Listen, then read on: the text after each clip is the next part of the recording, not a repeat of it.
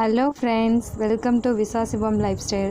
இன்றைக்கி நம்மளோட சேனலில் இந்த முடக்காத்தான் இலைகளை வச்சு ஒரு தோசை பண்ணலான்னு இருக்கேன். அதை தான் இன்றைக்கி உங்கள் கூட நான் ஷேர் பண்ணிக்க போகிறேன். இந்த முடக்காத்தான் இலைகளில் என்னென்ன பயன்கள் இருக்குது அப்படின்னு பார்த்திங்கன்னா, இது வந்து ஈஸியாக எல்லா இடத்துலையும் கிடைக்கக்கூடிய ஒரு பொருளாக தான் இருக்குது. கடைகள்லையும் இப்போ இதெல்லாம் விற்கிறாங்க. இது வந்து பெரியவங்கள்லேருந்து சின்ன குழந்தைங்க வரை எல்லாரும் சாப்பிட்லாம். எலும்புகளுக்கு ரொம்பவே நல்லது. மூட்டு வலி பிரச்சனை இருக்கிறவங்க இதை தொடர்ந்து சாப்பிட்டுட்டு வந்தால் மூட்டு வலியிலேருந்து சீக்கிரமே நம்ம குணமாகலாம். இப்போ இந்த இலைகள் வந்து ஒரு கிண்ணம் நான் எடுத்திருக்கேன். சீரகம் ஒரு ஸ்பூனு, ஒரே ஒரு பச்சை மிளகாய் மட்டும் எடுத்திருக்கேன். இப்போ இதெல்லாம் நம்ம மிக்ஸி ஜாரில் மாற்றிட்டு அரைச்சிட்டு வந்துடலாம். இதில் அந்த கீரைகள் வந்து ஒரு கைப்பிடி அளவு இருக்குது. அந்த ஒரு கைப்பிடி இருக்கிற கீரையை இது கூட நம்ம ஆட் பண்ணிக்கலாம். அதோட எடுத்து வச்சுருக்கிற சீரகம் ஒரு ஸ்பூனு ஆட் பண்ணிக்கலாம்.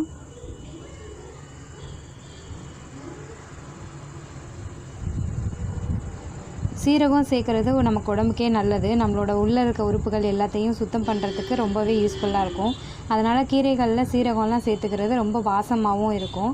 பச்சை மிளகாய் வந்து வெறும் காரம் இல்லாமல் நம்ம இருக்கணுன்றதுக்காண்டி ஒரே ஒரு மிளகாய் மட்டும் நம்ம ஆட் பண்ணிக்கிறோம்.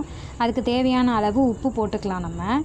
உப்பு போட்டுட்டு நம்ம லைட்டாக தண்ணி ஊற்றி ஒரு பேஸ்ட் மாதிரி இதை நம்ம இப்போ அரைக்க போகிறோம்.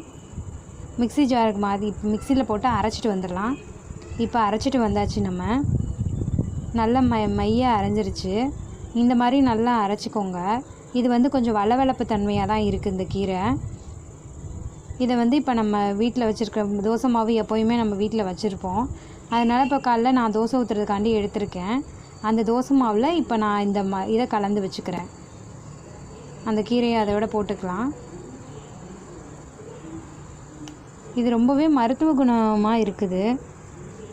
பார்க்க ஒரு மாதிரி இருந்தாலும் சாப்பிட்றதுக்கு சூப்பராகவே தான் இருந்தது. இன்னும் இதில் வந்து நிறைய ரெசிபீஸ் பண்ணலாம். இதோட அப்படியே அந்த கொப்போட அதாவது அந்த கொடி இருக்குல்ல, அந்த கொடியோடு எடுத்து போட்டு ஒரு நாள் ரசம் வைக்கலாம், ஒரு நாள் சூப்பு வைக்கலாம்.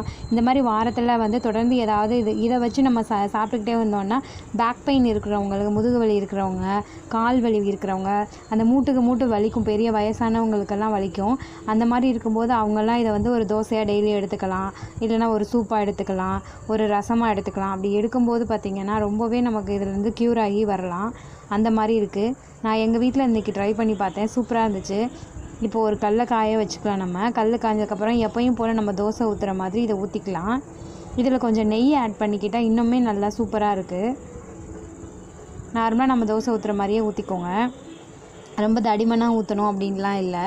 எவ்வளோக்கும் நமக்கு நம்ம எப்போவும் வீட்டில் எப்படி செய்வோமோ அதே மாதிரி நீங்கள் தோசை ஊற்றிக்கலாம். இப்போ தேவையான அளவுக்கு நெய் ஆட் பண்ணிக்கோங்க. எங்கள் வீட்டில் நெய் இருந்ததுனால நான் நெய்யை ஆட் பண்ணிக்கிட்டேன். நீங்கள் நெய் விடனாலும் நெய்யும் விட்டுக்கோங்க. இல்லை நீங்கள் வெறும் நல்லெண்ணெய் விட்டுப்பீங்க அப்படின்னா நல்லெண்ணெயும் விட்டுக்கோங்க. இப்போ இதை நம்ம மூடி வேக வைக்கலாம்.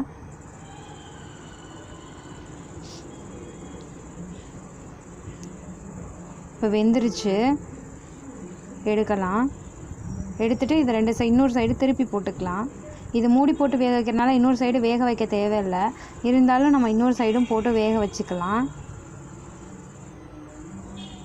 அவ்வளோதான், நம்மளுக்கு சுவையான சூப்பரான முடக்காத்தான் தோசை வீட்டிலையே ரெடி ஆகிடுச்சு.